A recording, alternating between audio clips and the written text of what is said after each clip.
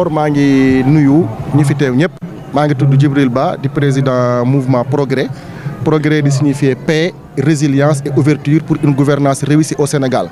tey nag ñu organiser woon benn activité ci Thiès activité boo xamante ni dajale daara yi la li sabab activité bi tey moom mooy maanaam tey Sénégal yàlla dafa def ñu am ay nouvelles autorités yoo xamante ni dañ fee ñëw ñu ne nag ñoom maanaam dañoo bëgg a demal seen bopp comme ni ko Corée du Sud defee comme ni ko Chine defee comme ni ko Inde defee boo ne nag da ngaa bëgg a demal sa bopp il faut que nga yaakaar ci sa jeunesse parce que tey yàlla moo def Sénégal tey xale yi ñoo fi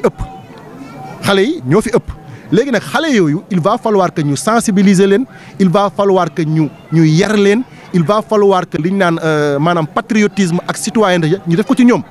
ñu jàpp ni nag xale yi pour ñu def ci ñoom citoyenneté pour ñu def ci ñoom en tout cas patriotisme amuñu feneen fu ñuy jéggaani lu dul dellu ci jàngale mag ñi. tey bu ñu ne leadership par exemple amul kenn koo xamante ni gën naa doon leader Cheikh Ahmadou Bamba amul kenn koo xam ne gën naa doon leader Seydil Hadji Malick sëñ Touba ñaata góor yàlla la formé waxuma la rek ñi mu jur tey boo jëlee Mame Serra Fall sëñ Touba ko créé boo jëlee borom Daaru Muxti et cetera boo jëlee Seydil Hadji Malick ñaata góor yàlla la formé et cetera ba ci wàllu économie ku nekk bu fàttalikoo dina xam na luy Xelcom donc foofu aussi da ngay gis ni mag ñi dañuy jàngal lan mooy agriculture lan mooy économie boo delloo Tiwaawan ku nekk dégg na Jaksaaw ku nekk dégg na Ñaarno donc mu nekk benn message boo xamante ni war nañ ko jàllale maanaam daal bu ñu bëggee defar tey suñu xale yi bu ñu bëggee suñu réew jag bu ñu bëggee projet bi nga xamante ni nouvelle autorité yi delloo na en fait ñu ngi koy porter il va falloir que ñu dellu ci les fondamentaux de l'islam il va falloir que ñu dellu ci fondamentaux yi nga xamante ni suñu mag ñu baax ñooñu bàyyi woon nañ ko fi. maintenant pour tëj damay lancer un appel encore une fois à toutes les forces vives de la nation Sénégal nañu bàyyi di wutal autorités yi noonu. képp koo xam ne gis nañ ngay liggéey ñu leer ni kii ku am jom la il est intègre war naa mën a dimbali réew mi kooku war nañ koo mën a identifier ba kilifa yi gis ko encore une fois réew ñaari nit rek mënuñu koo développer ñu am nañu yéene am nañu yaakaar ñu ngi yéeg ñu ngi wàcc mais développement dëgg dafa war a nekk une approche participative ñëpp a ci war a jàpp donc encore une fois nañu bàyyi di wutal autorité yi noonu pour tëj fii ci Thiès. maa ngi ñaan aussi autorités yi nga xam ne ñoo nekk fii Thiès ñu toog ñu waxtaan parce que Thiès loo ci mënta wax waxtaan bi des na ba élection yi jeexee ba léegi dafa mel ni sax toog bu war a bu amee peut-être bariwul mais war nañoo mën a toog ñu waxtaan ñu xool naka la ñuy def ba accompagner le projet ñëpp jàpp ci ñi nga xamante ni yëpp ñoo àndoon xeex ñu fexe retrouver autour d'une table fépp foo xam ne gis nañ ne am na ñagas-ñagas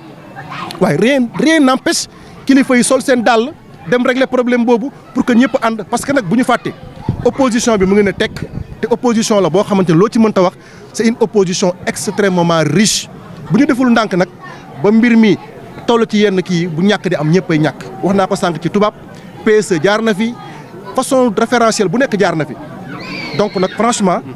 seen horizon Sénégal horizon 2050 bi nañu fexe ba au moins mu nekk un programme abouti maa ngi nuyu ñëpp di sant ñëpp di gërëm waaw wax dëgg yàlla képp koo xam ne yaa ngi suivre haleine politique bi da ngay xam ne Sénégal tey diplomatie am déjà dafa nekk di am beneen configuration parce que ñu ngi koy def li tubaab naan lentement mais sûrement parce que dëkk yi nga xam ne d'abord dañ ñoo wër dafa am solo parce que tey maar day taali bu dara amee Guinée bu dara amee Gambie bu dara amee Mali dafay nekk loo xam ne dafay impacter directement ci Sénégal yaa ngi dégg adduna nag day dox tey ku nekk xam na ni tey les pays asiatiques yàlla def ma am sens nekkoon fa dund fa ak ñoom c'est des pays yoo xamante ni tey maanaam li nga xam ne Sénégal da koo soxla tey ñoom dañoo nekk ay pays yoo xamante ni dañ koo am sur le plan numérique sur le plan de l'agriculture sur le plan de la pêche sur le plan de l'élevage côté éducation et cetera gis nga keroog président de la République bi mu demee ci vallée bi waa Koyika ñoo ko teeru donc Koyika aussi liggéey naa fa xam naa potentiel bi ñu am ci wàllu agriculture donc encore une fois gars yi ñu ngi ci yoon diplomatie encore une fois da nga koy def étape par étape donc li man daal fi may gën a insister moom mooy il faut que cette jeunesse là il faut que population yi fexe ba jàppale gouvernement bi je pense que buñ ko deful mën na metti ci ñun maa ngi dégg sax xaw ma ndax c'est officiel semaine prochaine xaw ma dans les jours à venir le premier ministre xaw ma le président de la République dina dem dans les pays du Golfe mu nekk aussi beneen niche extrêmement importante parce que ku nekk xam na ni tey pétrole la production du pétrole dafa nekk en cours donc il va falloir que ñu jéem a ubbi benn créneau boo xamante ni dinañ mën a am ay collaboration dinañ mën a am ay partenariat avec les pays du Golfe. Sénégal bu na dem sans les FMI. bon xam nga tey boo doon def li ñu naan ratio FMI limite yi représenté su ma juum est-ce que sax du 20% quelque chose comme ça mais li am solo moom mooy état c'est un état l'état est au-dessus de tout état dafay am information tey àdduna dafa nekk un petit village mënuloo jël su économie yëpp nga bëgg koo teg ci ndoddu FMI mais si c'est pas FMI c'est la BAD si c'est pas la BAD c'est la BOAD si c'est pas FMI c'est la Banque mondiale et cetera mais ñun tey boo xoolee FMI Banque mondiale en tout cas tous ces partenaires techniques et financiers ou bien tous ces partenaires au développement ñun du ma ne dañ leen di woon ginnaaw mais je pense que Sénégal tey am na expertise locale boo xam ne nit ñi xarañ goo xamante ni tey à travers nos ressources endogènes à travers le secteur privé local on a la possibilité de porter notre propre développement je pense que autorités yi foofu la ñuy woo mais nag bu fekkee am na ñoo xam ne dañuy nekk ci ginnaaw di tirer vers le bas je pense que mën na nekk loo xam ne dafay metti ci Sénégal.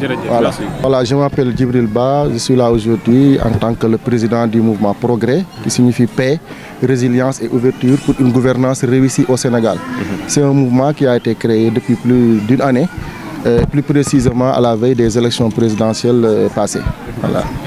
Le mouvement Progrès procède aujourd'hui au lancement de ses activités en organisant une conférence religieuse. Vous revenez un peu sur cette activité? Bon, d'abord, il faut noter que ce n'est pas la première fois que Progrès organise une manifestation de cette nature. Certes, c'est la première à être diffusée au grand public, mais quand même aujourd'hui, on a pris l'option d'abord de travailler d'abord avec les Dara. Pourquoi les Dara? Parce qu'aujourd'hui, les nouvelles autorités quand même ont lancé un programme qui a comme caractère un caractère endogène et un caractère souverainiste. Et qui dit caractère souverainiste, qui dit caractère endogène, va forcément en tout cas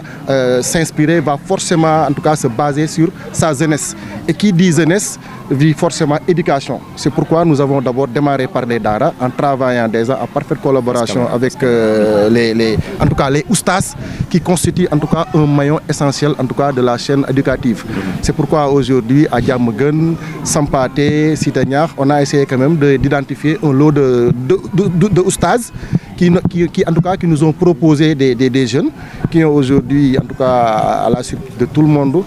nous ont gratifié en tout cas de sourates, etc. Mais le plus important aujourd'hui, ce n'est pas en tout cas le Coran en tant que tel, mais c'est le message que le Coran, c'est les fondamentaux de l'islam, le thème déjà. Parce qu'aujourd'hui, force est de constater que la jeunesse devient de plus en plus en tout cas désemparée. Et aujourd'hui, comme je l'ai dit à l'entame de mes propos, on ne peut pas développer le Sénégal sans cette jeunesse-là. Et cette jeunesse doit être éduquée. Cette jeunesse doit être, en tout cas, informée, doit être sensibilisée. Comme j'ai l'habitude de dire, le Sénégal, c'est le Sénégal de Serigne Touba, c'est le Sénégal de Seydil Hadji Malick, c'est le Sénégal de Baye Niass. C'est le Sénégal où 95% sont des musulmans. 95%, 98% sont des croyants, pour ne pas dire musulmans. Aujourd'hui, on a la chance quand même d'avoir des leaders qui sont extrêmement engagés. Mais le Sénégal ne peut pas être développé par deux personnes. Bassirou Diomaye Faye et le premier Ousmane Sonko, à eux seuls, ils sont incapables de développer un pays. Mais quand même,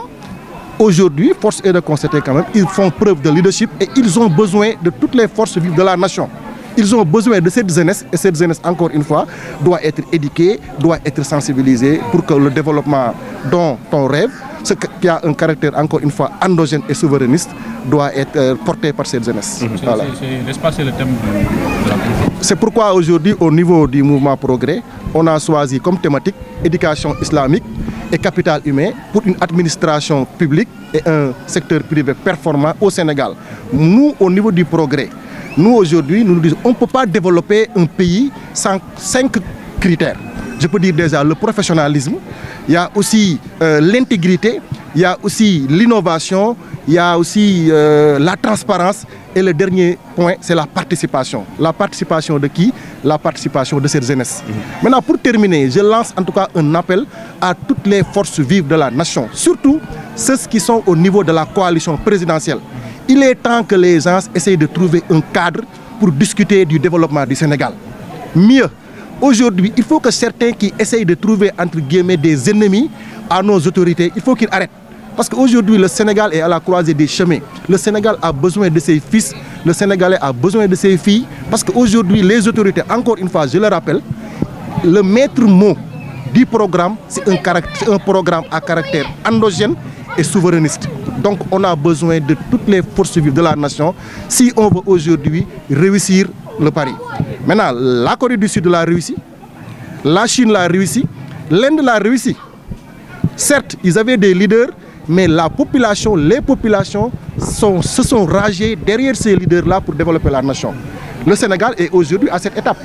On a dépassé l'étape de Macky Sall, qui est venu avec le plan Sénégal émergent. Aujourd'hui, on vient avec un nouveau programme. Mais quand est-ce qu'on va avoir un programme qui va durer 30 ans ou 40 ans? Donc il est temps qu'on arrête cet éternel recommencement. Il est temps que les gens, en tout cas, polarisent leurs efforts. Il est temps que les gens conjuguent leur énergie pour que ce développement tant chanté par les nouvelles autorités soit une réalité.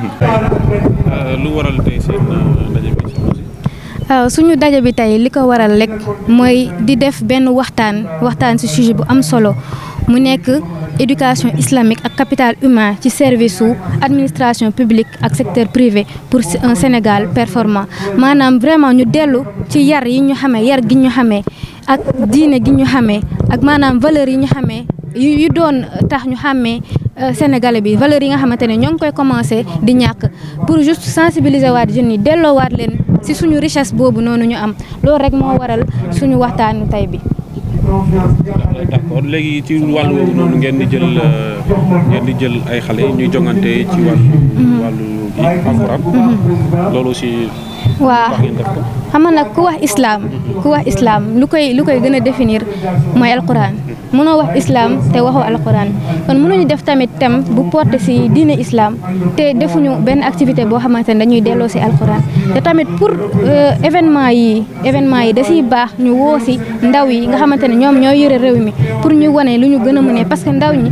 nekkul ne rek ndaw ñi nga xam ne dañoo mën woy wala dañoo mën fecc mais Sénégal tamit am na ay ndaw yoo xamante ne mokkal nañ alxuraan mën nañ ko te dañ ñuy représenté fu nekk ci àdduna bi di dundal turu Sénégal donc tey nag lu war la ñu organiser concours boobu récital de Coran bi pour gën a mën a dundal alxuraan te tamit pour suñu première sortie aussi mu nekk loo xam ne lu marquant la loo xamante ne lu